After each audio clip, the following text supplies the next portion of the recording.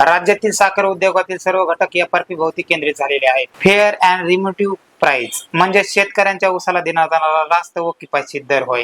या दराभोवती शेतकरी संघटनाची आंदोलने, कारखान्याचे अर्थकारण, साखर कारखान्याचे अर्थकारण, केंद्र सरकारचे धोरण केंद्रित झालेले आहे.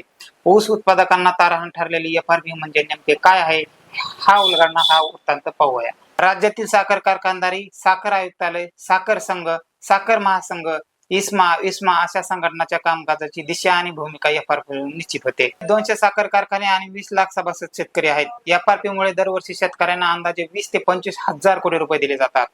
एफआरपी कोण निश्चित करते? राज्य शासन किंवा केंद्र शासन हे एफआरपी निश्चित करत नसून केंद्रीय कृषी मूल्य आयोग दरवर्षी सर्व या गोष्टीचा अभ्यास करतो. त्यानुसार एफआरपी किती असावी याची शिफारस असलेला एक प्रस्ताव केंद्र सरकारच्या आर्थिक व्यवहार विषयक कॅबिनेट समितीकडे पाठवतो. ही समिती या शिफारसीचा पुन्हा अभ्यास करते. त्यात पुन्हा राजकीय अंदाज घेत कृषी मूल्य आयोग शिफारसीवर केंद्र सरकार अंतिम निर्णय घेतं. शेतकऱ्यांना यंदा किती एफआरपी मिळेल हे गाळप हंगाम सुरू होण्यापूर्वी म्हणजे ऑक्टोबर पूर्वी केंद्र सरकारकडून जाहीर केले जाते.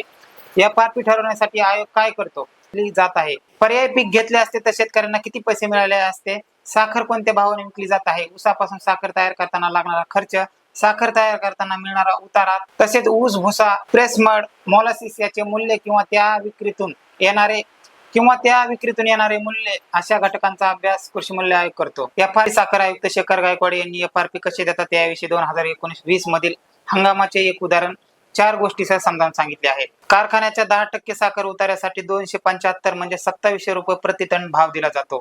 10% पुढील प्रत्येक 0.1% बघा मी काय म्हणतोय, 10% पुढील प्रत्येक 1% 270 रुपये प्रति टन दिले जातात.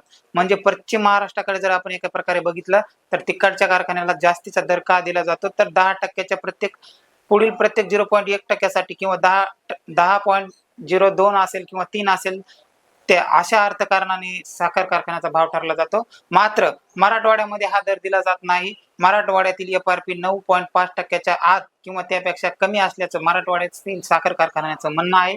परंतु टक्केवारी हा ऊस संशोधनाचा विषय आहे.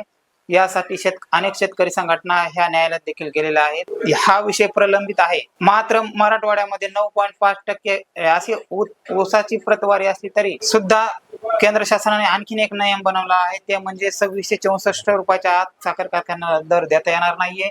म्हणजे 9.5 इतकी साखर उतारा जरी मराठवाड्यातील साखर कारखान्याचा असला तरी सुद्धा 2664 रुपये इतका दर हा केंद्र शासनाने निश्चित केला आहे. त्यामुळेच मराठवाड्यातील साखर कारखान्यांना हा कमी दर मिळतो. ऊस दराच्या एफआरपी बाबतचा हा व्हिडिओ तुम्हाला कसा वाटला याबाबत आम्हाला कमेंटद्वारे नक्की कळवा. हा व्हिडिओ आवडल्यास चॅनलला सबस्क्राईब आणि लाईक करायला विसरू नका. धन्यवाद.